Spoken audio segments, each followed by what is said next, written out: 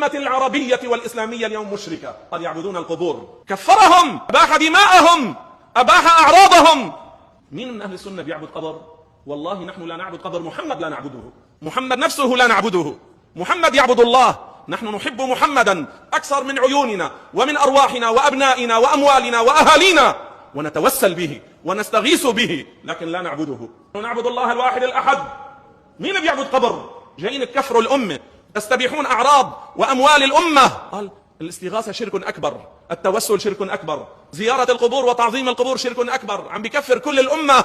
قلت له أمس على المنبر: إذا ماذا تقول بزيارة النبي لقبر ماشطة بنت فرعون في الإسراء والمعراج؟ وماذا تقول بزيارة النبي لقبر موسى عند الكثيب الأحمر في ليلة الإسراء والمعراج؟ وماذا تقول بخروج السيدة فاطمة الزهراء ولية الله حبيبة الله من المدينة إلى أحد، تقعد عند قبر عمها حمزة وتزور شهداء أحد، تدعو وتصلي هناك ثم ترجع إلى المدينة؟ وهذا في المستدرك للحاكم. النبي وضع حجرا على قبر عثمان ابن مظعون في البقيع وقال: أتعلم بها قبر أخي.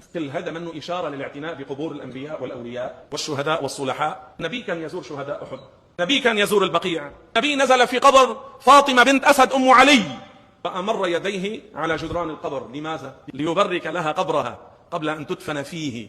إذا كان هيك عندك كفر وشرك، ماذا يقول في زيارة الخليفة المنصور بقبر النبي وكان مالك حاضرا فقال: يا أبا عبد الله، أستقبل القبر وأدعو أم أستقبل القبلة وأدعو؟ قال له الإمام مالك للخليفة: ولما تصرف وجهك عنه وهو وسيلتك ووسيلة أبيك آدم إلى الله؟ بل استقبله وادعو.